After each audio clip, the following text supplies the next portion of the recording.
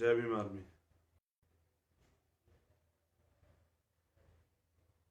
परम पूजनीय बोधिसत्व विश्व रत्न बाबा साहब अम्बेडकर को नमन करते हैं।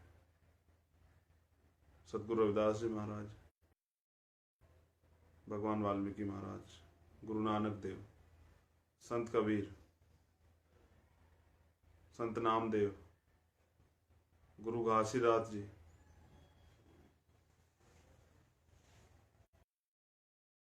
के साथ बहुजन आंदोलन को आगे बढ़ाने वाले साहू जी महाराज, पेरियर साहब, ज्योतिबा फूले साहब, जननायक कपूरी ठाकुर, बाबू जगदेव प्रसाद कुशिया, बिजली पासी, शहीद उधम सिंह, भगत सिंह, बाबा साहब और मेरे आदर्श भोजन मसीहा संत भी थे, महापुरुष भी थे और त्यागी और युवाओं को, लाखों करोड़ों युवाओं को रास्ता दिखाने वाले भी थे। मेरे आदर्श, मेरे रहबर साहब श्री काशीराम। देखिए, बहुत दिन हुए आप लोगों से बात किए हुए। जब से मैं जेल से आया तो आपसे बात नहीं कर पाया इस बार, लेकिन आज कुछ विषय पे आना पड़ा मुझे लाइव। और मैं चाहता हूं जो साथी मुझसे प्रेम करते हैं, जो मुझे सुनते हैं और जो मैं उनसे अपील करता हूं, जो उस रास्ते पे चलते हैं, तो मेरा उनसे निवेदन है कि जो मैं कहना चाहता हूं उसे सुने, उस पर काम करें। मैं लगातार चरित्र पकड़ना है, चित्र नहीं पकड़ना है।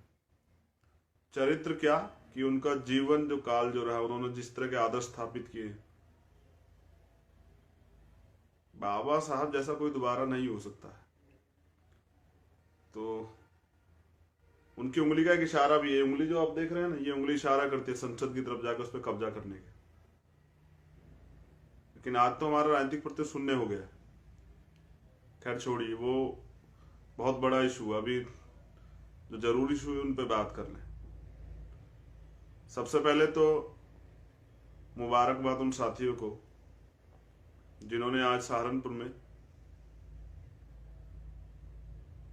भीम पाठशाला जो चलती है उनकी जो प्रतियोगिता रखी थी, जिसमें 800 से 900 बच्चे सम्मिलित हुए, उनको बहुत बहुत मेरी मंगल कामना। मैं उनके बीच नहीं पहुंच पाया। उन सभी साथियों का जो है शुक्रिया अदा करता हूं कि वो बड़े महत्वपूर्ण तरीके से क्रिया की प्रतिक्रिया होती है।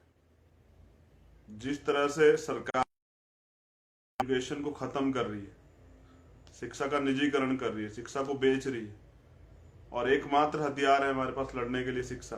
बाबा साहब ने कहा, शिक्षा शेरनी का वो दूध है जो पिएगा वो दहाड़ेगा। तो विद्या बिना गति गई और गति बिना नीति गई। तो जब तक ज्ञान नहीं होगा तो और ये लड़ाई है चेंज के लिए, बदलाव के लिए, और वो बदलाव जो सदियों से हमारे ऊपर थोपा गया है, जिसको व्यवस्था परिवर्तन कहते हैं। एक मानवतावादी समाज बनाने के लिए, एक नया समाज बनाने के लिए जहां गैर बराबरी ना हो, छुआछूत ना हो, सबको समान इजी बन सकता है अगर इस देश का संविधान पूर्ण रूप से लागू। जिस दिन इस देश का संविधान पूर्ण रूप से लागू हो जाएगा, वो बन जाएगा। सबको समान अवसर होंगे, शिक्षा, चिकित्सा, न्याय सबके लिए फ्री होगा, और सब आराम से अपना जीवन यापन कर पाएंगे, सब रोजगार करेंगे। तो जिस तरह से पूरे देश में मेरा एक निवेदन है, जो भीम आर्मी से जुड़े हुए साथी, उन सब लोगों से जो मुझे सुनेंगे, अब भी जो जुड़े हुए हजारों की संख्या में और जो बाद में मुझे सुनेंगे, जहां जहां भीम आर्मी की कमेटियां बन रही हैं, आप भीम आर्मी पाठशाला जरूर खोलें। वो शिक्षा का अपने बिहाफ पे, अपने, और जो बेसिक जो है सिलेबस है वो पढ़ाएंगे, अपने बच्चों को आगे बढ़ने का रास्ता देंगे। मेरा निवेदन है सभी साथियों से कि वो जहां भी हैं, तालीम बहुत बड़ी चीज है।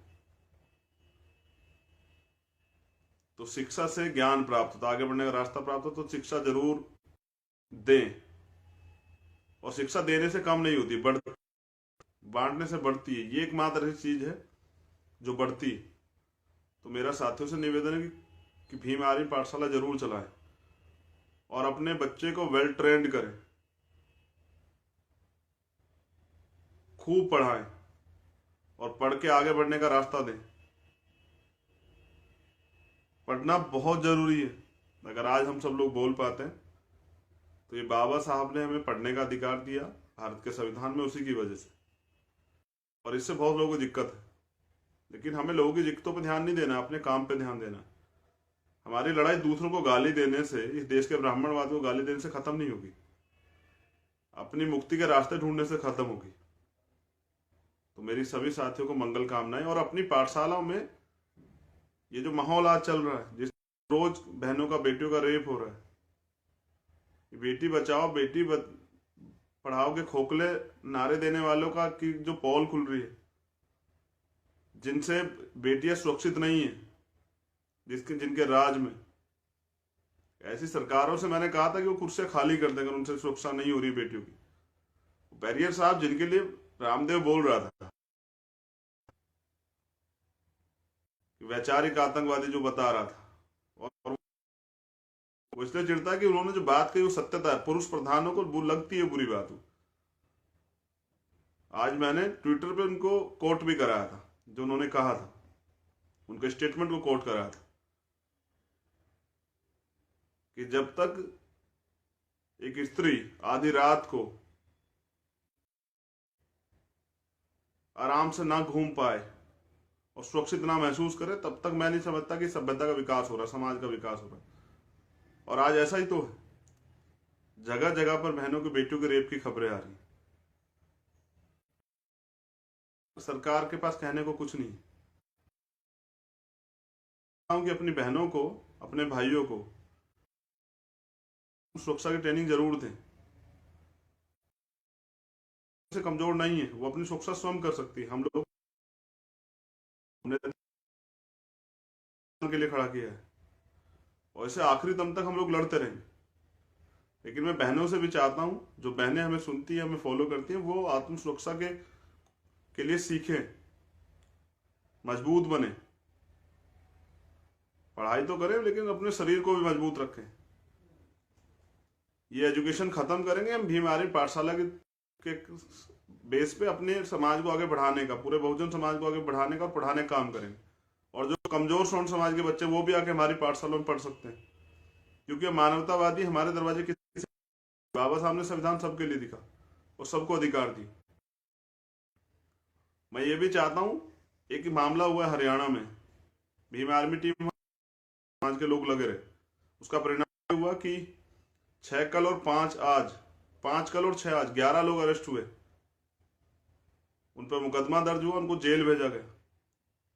तो हरियाणा की पूरी टीम को बहुत बहुत बधाई। कमल साहब प्रभारी जी, आपको और आपकी पूरी टीम को बहुत बहुत बधाई। आपने खूब संघर्ष किया, और अगर आंदोलन में कमी रहती और उनको न्याय नहीं मिलता तो कल मैं भी जाता। दोबारा से पूरी टीम को, किसी एक साथी नहीं, पूरी टीम को मेरी तरफ से बहुत बहुत मंगल कामनाएं।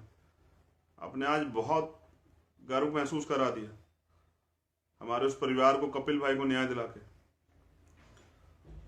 और हमारी जो मांगे थी वो भी पूरी हो रही है, बहुत ज्यादा जो मांगे थी बड़े पैमाने पूरी हो रही है। लाइसेंस बनेंगे हमारे लोगों के, और विरोधियों के लाइसेंस निरस्त होंगे।